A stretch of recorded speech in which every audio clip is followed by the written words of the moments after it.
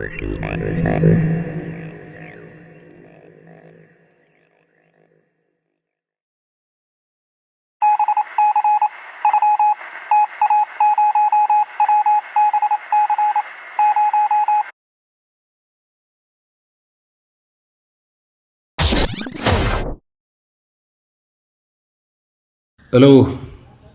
Good morning, നമസ്കാരം. എന്തൊക്കെയുണ്ട് വിശേഷം? അപ്പോൾ ടൈറ്റിൽ ശ്രദ്ധിച്ചിരിക്കുമല്ലോ, അതൊരു സാങ്കല്പികമായിട്ടുള്ള സിറ്റുവേഷനാണ്. ഗോഡ് ബ്ലെസ്, ദൈവം സഹായിച്ച് അതൊരു ഇമാജിനറി സിറ്റുവേഷനായിട്ട് വിചാരിക്കുക. അപ്പോൾ ആദ്യം തന്നെ പറഞ്ഞോളട്ടെ, ഇതൊരു നമ്മുടെ ഒരു കോമ്പാറ്റ് ബേസ്ഡ് ചാനലാണ്. മാർഷൽ ആർട്സ്, ആയോധന കലയെക്കുറിച്ചിട്ടാണ് നമ്മൾ സംസാരിക്കുന്നത്.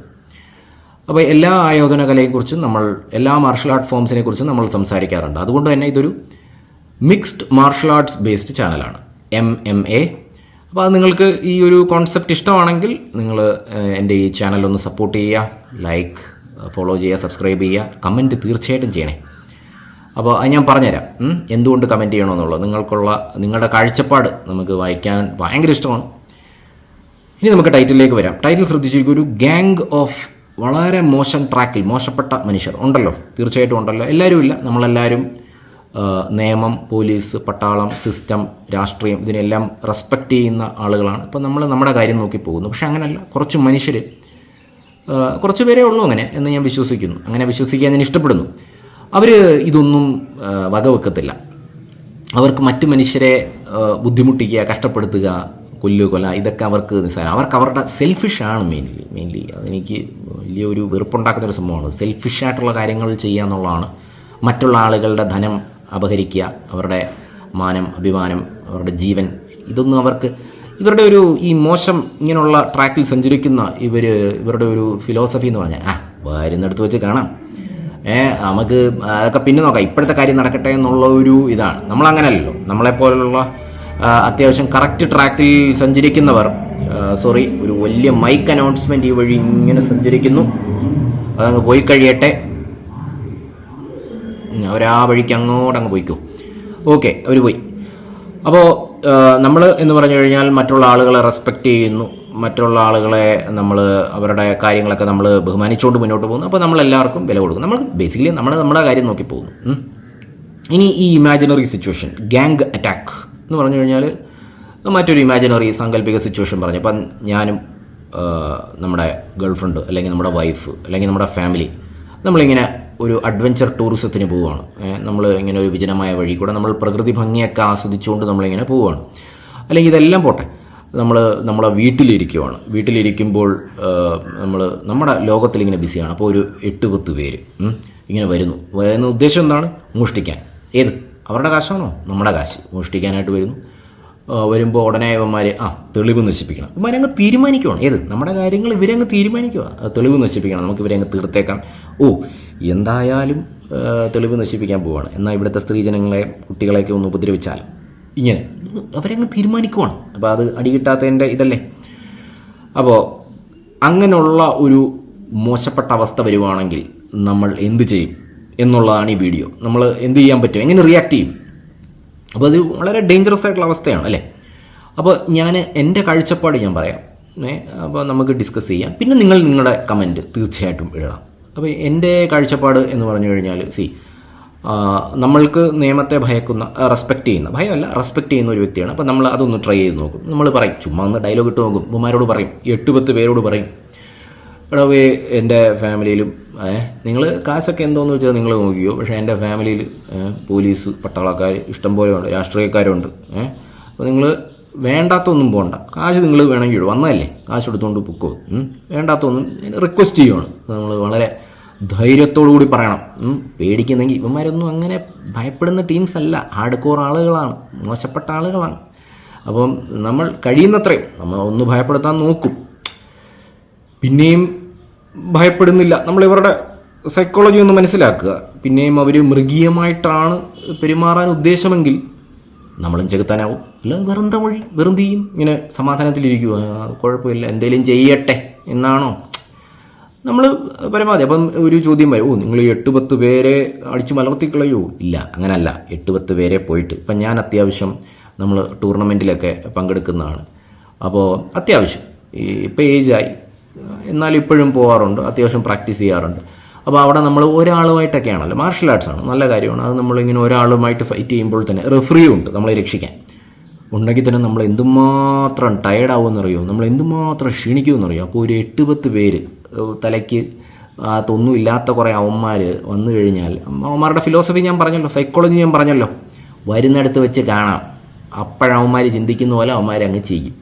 അവന്മാർക്ക് എന്തുമാത്രം പവർ ഉണ്ടായിരിക്കും. അപ്പം നമുക്ക് എന്തുമാത്രം പവർ വേണം, ബുദ്ധിമുട്ടാണ്. അപ്പോൾ അതിനുള്ള സൊല്യൂഷൻ എന്താണ്?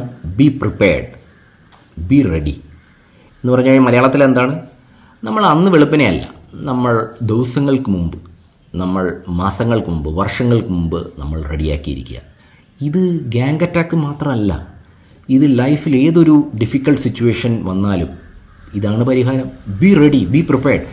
ഉദാഹരണത്തിന് ഞാൻ പറഞ്ഞ മനസ്സിലായില്ലെങ്കിൽ, നാളെ ഒരു എഴുത്തു പരീക്ഷ വരുന്നു, നാളെ ഒരു ഇൻ്റർവ്യൂ വരുന്നു, നാളെ വെളുപ്പിനെയാണോ റെഡിയാവാൻ പോകുന്നത്? അല്ല, ദിവസങ്ങൾക്ക് മുമ്പേ റെഡിയാവും, മാസങ്ങൾക്ക് മുമ്പേ റെഡിയാവും. എന്നാലേ എന്തെങ്കിലും ചെയ്യാൻ പറ്റൂ. ഇത് അത്രയേ ഉള്ളൂ കാര്യം. അപ്പോൾ ഈ കേസിൽ നമുക്ക് അത്യാവശ്യം ശാരീരികമായിട്ട് സംഘടനം വേണ്ടി വരും. ഇപ്പോൾ തന്നെ നമ്മളൊരു ഇതെല്ലാം മറന്നേക്ക്, നമുക്കൊരു ഒരു ഒരു ബസ് പിടിക്കണം. ആ ബസ് കുറച്ചൊന്ന് മുന്നോട്ട് പോയി, നമ്മൾ അത്യാവശ്യം മഴയാണ്, ഓടണ്ടേ, മഴയാണ്, നല്ല മഴ, കുടയില്ല, ഓടണ്ടേ. അപ്പം നമുക്ക് ഒട്ടും തന്നെ ഓടി പ്രാക്ടീസ് ഇല്ലെങ്കിൽ ചിലപ്പം കാലുളുക്കും. അതേസമയം ദിവസവും കുറച്ച് ഞാൻ പറയുന്നത്, ഒരു ദിവസം കൊണ്ട് ഒരു 1000 പുഷപ്പ്, 1000 സ്ക്വാട്ടൊക്കെ അടിച്ചാൽ മുട്ടിളകി പോകും. അങ്ങനെയല്ല ഞാൻ പറയുന്നത് ദിവസം ബി പ്രിപ്പയർഡ്, ബി റെഡി എന്ന് പറഞ്ഞാൽ എന്താണ്? ദിവസവും ഒരു 5 പുഷപ്പ്, 5 സ്ക്വാട്ട് മതിയെന്നേ. ഇന്നൊരു 5 മിനിറ്റ്, നാളെ ഒരു 6 മിനിറ്റ്, പിന്നെ ഒരു 7 മിനിറ്റ്, പിന്നെ കുറച്ച് മാസങ്ങൾ കഴിയുമ്പോൾ 10 മിനിറ്റ്, പിന്നെ കുറച്ച് മാസങ്ങൾ 15 മിനിറ്റ്, പിന്നെ കുറച്ച് മാസങ്ങൾ അരമണിക്കൂർ.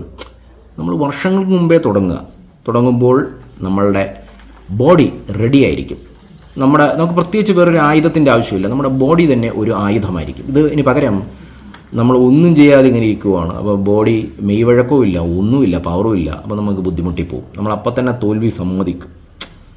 ഇത് ഞാൻ വീണ്ടും പറയുന്നു, ഒരു 8-10 പേരെ നമുക്ക് നേരിടാൻ ബുദ്ധിമുട്ടാണ്. പക്ഷേ അറ്റ്ലീസ്റ്റ് വേറെ വഴിയില്ല, ലെറ്റസ് ഗോ. ആരും നമ്മളെ രക്ഷിക്കാനില്ല, പോലീസില്ല, പട്ടാളമില്ല, ആരുമില്ല. നമ്മൾ എന്തെങ്കിലും ഒരു സംഘടന റെഡിയായിരിക്കും. അപ്പോൾ നമ്മുടെ ബോഡി നമുക്ക് വരുന്നിടത്ത്, അവന്മാരുടെ ലൈൻ തന്നെ വരുന്നിടത്ത് വെച്ച് കാണാം. അവന്മാർ മൃഗീയമായിട്ടാണ്, അപ്പോൾ നമ്മളും ചെകുത്താനാവും, നമ്മൾ മൃഗീയമായിട്ട് തന്നെ ആയിരിക്കും കാര്യങ്ങൾ ഡീൽ ചെയ്യുന്നത്.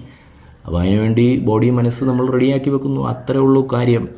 അപ്പോൾ ഇതിന് ഞാൻ മുമ്പേ പറഞ്ഞ പോലുള്ള വ്യായാമത്തിൻ്റെ കൂടെ ബോഡി സ്ട്രെച്ചിങ്, കുറച്ച് പുഷപ്സ്, കുറച്ച് സ്ക്വാട്ട്, നമ്മൾ കുറച്ച് സൈക്ലിംഗ്, ഇത് ഒരു 5 മിനിറ്റ് സൈക്ലിംഗ്, ഒരു 5 മിനിറ്റ് മൗണ്ടൻ ക്ലൈമ്പിങ്. മൗണ്ടൻ എന്ന് പറഞ്ഞാൽ എന്താണ്? കുറച്ച് കുന്നുകളൊക്കെ ഉണ്ടെങ്കിൽ നമ്മൾ കുറച്ചൊന്ന്, അല്ലെങ്കിൽ നീന്തൽ, കുറച്ച് ബോഡി റെഡിയാക്കി വെക്കുന്നു, സമയം കൂട്ടുന്നു. പിന്നെ ഇതിൻ്റെ കൂടെ തന്നെ നമുക്ക് ഒന്നുകിൽ നല്ലൊരു മാർഷൽ ആർട്സ് സെൻറ്ററിൽ പോയി നല്ലൊരു ഗുരുവിൻ്റെ കീഴിൽ നമ്മൾ അഭ്യസിക്കുന്നു, നല്ല അണ്ടർസ്റ്റാൻഡിങ് ആയിട്ടുള്ള ഗുരുവിൻ്റെ കീഴിൽ അഭ്യസിക്കുന്നു. എന്തൊക്കെ അഭ്യസിക്കുന്നു? Boxing, Muay Thai, kick boxing. Muay Thai എന്ന് പറഞ്ഞാൽ നമ്മൾ ഇത്രയും മനസ്സിലാക്കിയാൽ മതി, കാലും യൂസ് ചെയ്യുന്നു, കൈയുടെ കൂടെ തന്നെ. ബോക്സിംഗ് എന്ന് പറഞ്ഞാൽ കൈ കൊണ്ടുള്ള അറ്റാക്ക് ആണല്ലോ, അത് നിങ്ങൾക്ക് ഈ ചാനൽ കാണുമ്പോൾ മനസ്സിലാവും. മുയ്തായ് എന്ന് പറയുമ്പോൾ കാല് യൂസ് ചെയ്യുന്നു, മുട്ട് ഒക്കെ യൂസ് ചെയ്യുന്നു. പിന്നെ അതിൻ്റെ കൂടെ കുറച്ച് റെസ്ലിംഗ്, ജൂഡോ, ഗ്രാപ്ലിംഗ്, താഴെ വീണ് കഴിഞ്ഞാൽ ഇതിങ്ങനെ കുറച്ച് ദിവസവും. ഞാൻ പറഞ്ഞില്ലേ, ഇന്നൊരു 5 മിനിറ്റ്, എല്ലാവരും പറയും ഒരു അരമണിക്കൂർ, 3/4 മണിക്കൂർ മിനിമം. വേണ്ടെന്നേ, 5 മിനിറ്റ്, 6 മിനിറ്റ്, പതുക്കെ കൂട്ടുന്നു. ഒരു 2 മാസം കഴിയുമ്പോൾ 10 മിനിറ്റ്, 2 മാസം കഴിയുമ്പോൾ അരമണിക്കൂർ, പിന്നെ 3/4 മണിക്കൂർ, പിന്നെ 3/4 മണിക്കൂറൊക്കെ മതി, അതിനപ്പുറമൊന്നും വേണ്ട. അങ്ങനെ നമ്മൾ മെല്ലെ ഇങ്ങനെ ബോഡി റെഡിയാക്കിക്കൊണ്ടിരിക്കുന്നു. പിന്നെ കുറച്ച് വെയിറ്റ് ലിഫ്റ്റിംഗ്, ജിമ്മിലൊക്കെ പോകത്തില്ലേ, നല്ലതാണ്. പലരും ഈ മാർഷൽ ആർട്സ് പലവരും പറയും, ഞങ്ങൾ ജിമ്മിലൊന്നും. വെയിറ്റ് ട്രെയിനിങ് നല്ലതാണ്, നമ്മൾ ബോഡിയും മസിലൊക്കെ അത്യാവശ്യമേ ഒരു സംഘടനയൊക്കെ വരുമ്പോൾ പിന്നെ നല്ലതാണ്. അപ്പോൾ അതൊരു കാർഡിയോ പ്ലസ് വെയിറ്റ് രണ്ടും നല്ലതാണ്. മാർഷൽ ആർട്സ് എന്ന് പറഞ്ഞാൽ കാർഡിയോ ആയിരിക്കും, ഇതെന്ന് പറഞ്ഞാൽ വെയിറ്റ് ഒക്കെ എടുക്കുമ്പോൾ നല്ല മസിൽ ബോഡി പവറൊക്കെ വരും. അങ്ങനെ നമ്മൾ ബോഡിയെ ഉരുക്കാക്കി വെക്കുന്നു, പിന്നെ വരുന്നിടത്ത് വെച്ച് കാണാം. ഇതാണ് അതിനുള്ള പരിഹാരം. വേറെ എന്തെങ്കിലും പരിഹാരം ഉണ്ടോ? വേറെ സൊല്യൂഷനൊന്നുമില്ല. ബി റെഡി, ബി പ്രിപ്പയർഡ് എന്നുള്ളതാണ് for self defence. And self defence എന്ന് പറഞ്ഞാൽ നമ്മുടെ രക്ഷ മാത്രമല്ല, ഞാൻ പറഞ്ഞില്ലേ, നമ്മുടെ വൈഫ്, ഗേൾ ഫ്രണ്ട്, മക്കൾ, ഇവരെയൊക്കെ രക്ഷിക്കണ്ടേ. അപ്പോൾ അത് തന്നെ കാര്യം. ഇതാണ് അതിനുള്ള ഒരു ഇതെന്ന് പറയുന്നത്. ഇനി നിങ്ങളുടെ വിലയേറിയ കാഴ്ചപ്പാടുകൾ കമൻറ്റ് രൂപത്തിൽ അയക്കുക. നമുക്ക് വായിക്കാൻ താല്പര്യമുണ്ട്. ഇങ്ങനൊരു ഗ്യാങ് അറ്റാക്ക് ദൈവം സഹായിച്ച് അങ്ങനെ ഒന്നും സംഭവിക്കത്തില്ല, സംഭവിക്കാൻ പാടില്ല, തെറ്റാണ്. നമ്മൾ എല്ലാം മംഗളമായിട്ട് പോകും. പക്ഷേ ഇതൊരു, ഞാൻ പറഞ്ഞില്ല, ഒരു സാങ്കല്പിക സിറ്റുവേഷനാണ്. നമ്മൾ ജസ്റ്റ് എനിക്ക് ഇങ്ങനെ മനസ്സിൽ അതൊരു ക്രിയേറ്റീവ് ടോപ്പിക്കായിട്ട് തോന്നി. അതുകൊണ്ട് ഞാൻ യൂട്യൂബിൻ്റെ വേണ്ടിയിട്ട് നമ്മൾ പ്രിപ്പയർ ചെയ്തൊരു ടോപ്പിക്കാണ്. അപ്പോൾ നിങ്ങൾ കമൻറ്റ് ചെയ്യുക, സപ്പോർട്ട് ചെയ്യുക. And will see you again. Bye guys, take care.